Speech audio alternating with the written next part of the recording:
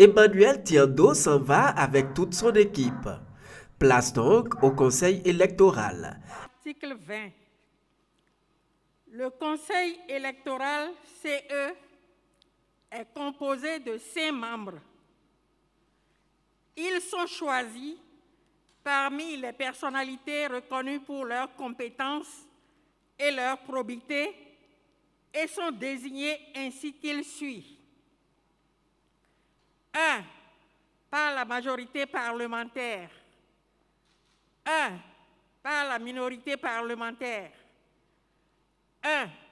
Par le président de la République. 1.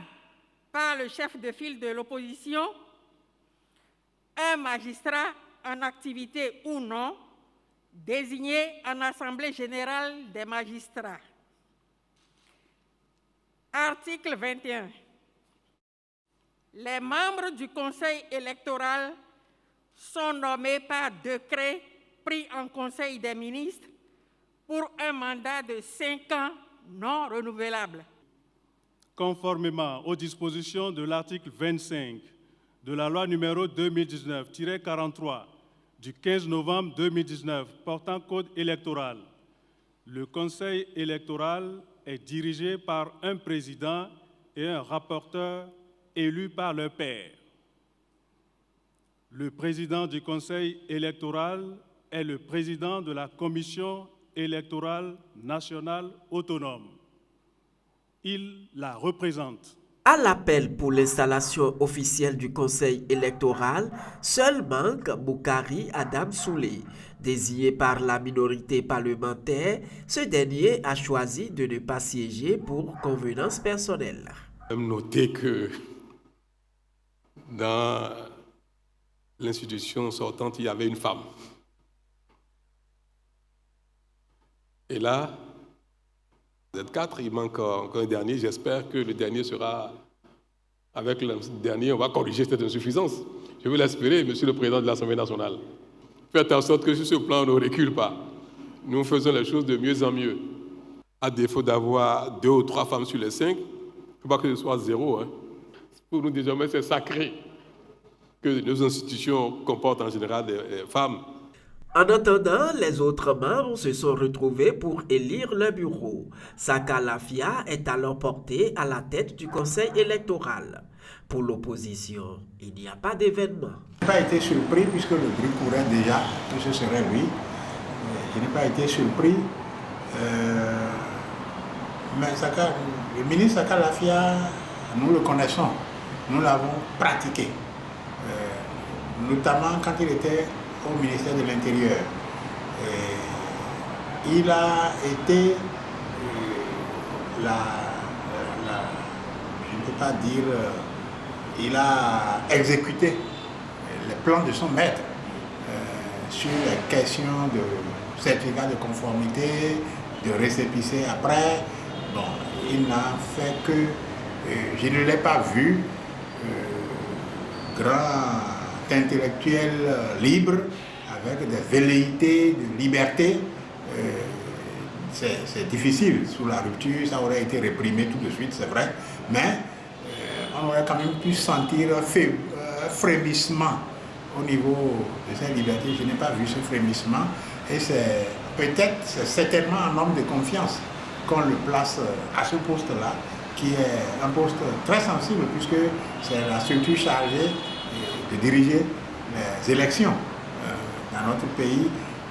C'est un homme de confiance qu'il a été placé là. Il n'a pas démontré par le passé qu'il pouvait démentir cette confiance qu'on place en lui dans le sens de confisquer les libertés du peuple béninois, de confisquer la démocratie, parce que c'est par les élections que la confiscation de la démocratie se fait sentir. Bon, maintenant, est-ce que il prendra conscience? Est-ce que la petite latitude qui pourrait lui être donnée de réfléchir autrement, de sortir autrement, d'entrer autrement dans l'histoire par la grande porte, est-ce que ça peut lui faire frémir un tout petit peu et faire quelque peu bouder les plans d'exclusion qui lui seront proposés? Je n'y crois pas beaucoup, mais la suite, on verra. À en croire l'un des vice-présidents du Parti Les Démocrates, seule la lutte pour les libertés individuelles et collectives ainsi que pour la restauration de la démocratie va payer. C'est pourquoi le Parti Les Démocrates, opposé à la gestion du président Talon, invite le peuple à la vigilance pour faire changer les choses dans le bon sens. Le président de la République ou le pouvoir de la rupture, en le plaçant là, a vu en lui un homme capable de faire dérouler le plan.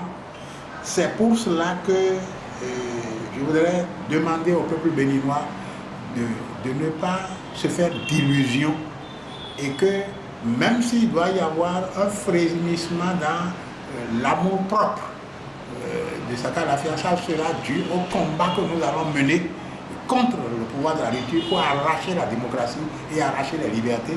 C'est ça qui va faire en sorte qu'il pourra voir que l'histoire lui ouvre les portes de l'enfer et il pourra peut-être sauter par amour propre.